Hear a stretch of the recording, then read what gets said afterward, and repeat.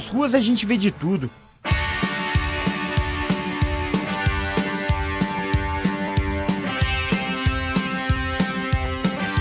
São as tribos urbanas, existem muitas, como os headbangers, que são os fãs do heavy metal, e os góticos, que usam preto e muita maquiagem. Entre os maiores grupos de jovens no Brasil, se destacam punks e skinheads.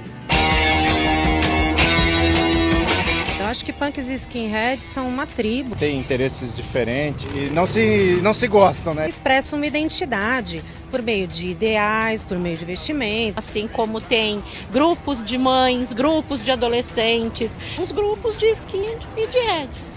Os punks são ligados a um movimento musical, né? Mas os skinheads, eu não tenho muito uma opinião formada. Eu entendo que são um grupo de pessoas que eles determinam a qualidade das pessoas pela raça, se é nordestino, se é negro.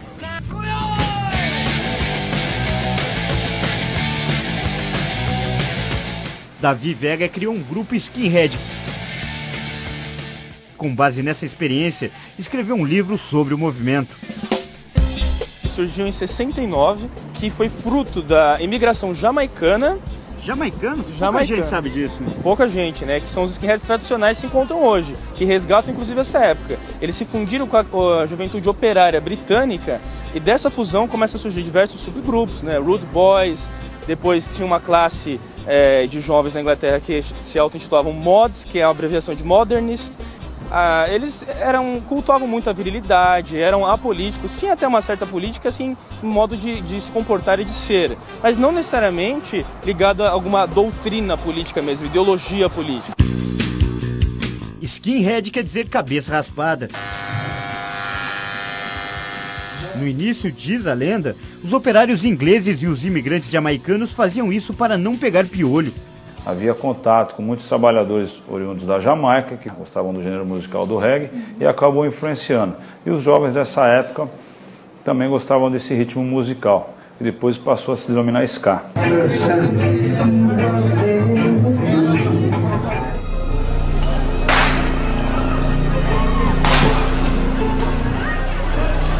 Quando a violência passa a fazer parte do movimento, 20 anos depois da criação, a cabeça raspada serve para não ser identificado nas brigas e não ter o cabelo puxado por policiais.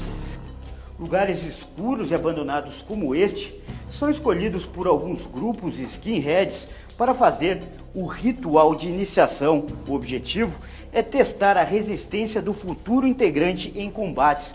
Por isso, vale tudo, socos e pontapés. A única parte do corpo poupada é a cabeça. Até armas brancas são utilizadas, como estas: butterfly, canivetes, soco inglês e facas. A cultura skinhead originalmente incluía a paixão pela cerveja e pelo futebol. Daí também vieram os hooligans, torcedores ingleses conhecidos por iniciar brigas em estádios.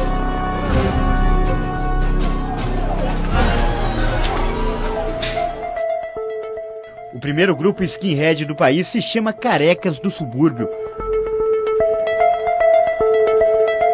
Este homem foi um dos fundadores. Eu já venho desde os anos 80, logo no princípio, quando o movimento começou aqui no Brasil. O que acontece? O skinhead, você não vira, não se torna skinhead. Você já vem com a sua índole. Esses dois grandes grupos, os punks e os skinheads, se subdividem em várias tribos menores. Cada uma tem tatuagens e símbolos. Já viu algum desses por aí?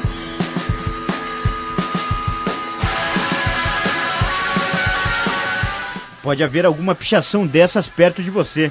Afinal, milhares de jovens de todo o Brasil já foram identificados como integrantes dessas tribos. Apenas em São Paulo há 25 grupos cadastrados pela polícia, entre punks e skinheads. Em comum, existe a música e muitas vezes a homofobia.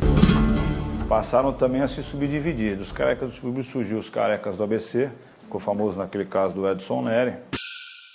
Em 6 de fevereiro de 2000, a intolerância deixou sua marca no Brasil.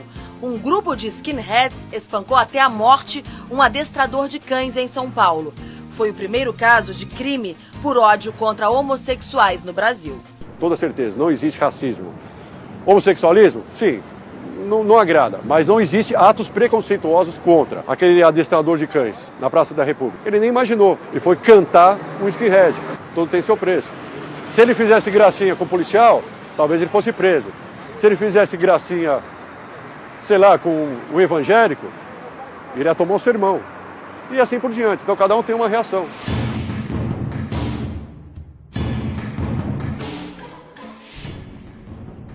De tanto serem envolvidos em conflitos, os skinheads tradicionais e os carecas procuraram se livrar da imagem de violentos. Eu entrei para o movimento mais ou menos em 2000, eu tinha 18 anos mais ou menos. Eu perdi minha família, né? Minha família por uma sequência de doenças. E eu encontrei no movimento uma segunda família. A união do grupo, já gostava antes de entrar e procurar saber o que era. Foi isso que me atraiu. Mas existe um grupo que, embora a origem seja comum, encontra resistência mesmo entre os skinheads. São os White Power. Durante um certo tempo, nos anos 80, nós descobrimos que no nosso meio havia o quê? Integrantes que não gostavam de negro nordestino. Então já os carecas sombruos já não aceitam isso. Os White Powers que existem hoje, que são os dissidentes nossos, por quê? Nós não aceitamos racismo, isso é fato. Você vai olhar, vai ter um monte de negro. Você fala, mas os carecas não gostam de negro. Então por que tem tanto negro no nosso meio?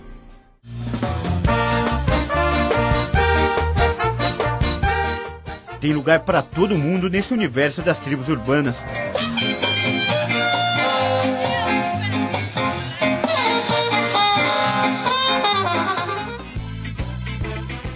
E foi assim que hoje eu tenho esse amor pela essa cultura, esse sentimento do reggae, de curtir esse som, curtir a vida, esse estilo de rua, de beber cerveja com os amigos, se divertir. Eu sou mulher, eu sou uma skin girl, adoro beber cerveja com os meus amigos, amo meu modo de vida, minha cultura, meu reggae, meu ska, meu rocksteady. Eu vejo o skinhead como uma cultura machista. A minha cultura não tem nada de intolerante, nada de racismo, sem homofobia. Isso não faz parte do meu modo de vida. Mesmo que boa parte dos skinheads não cultive a violência, são os grupos intolerantes que mais ocupam espaço na imprensa, especialmente no noticiário policial, como aconteceu recentemente em São Paulo. Foi antes do show da banda punk inglesa Cock Sparrer.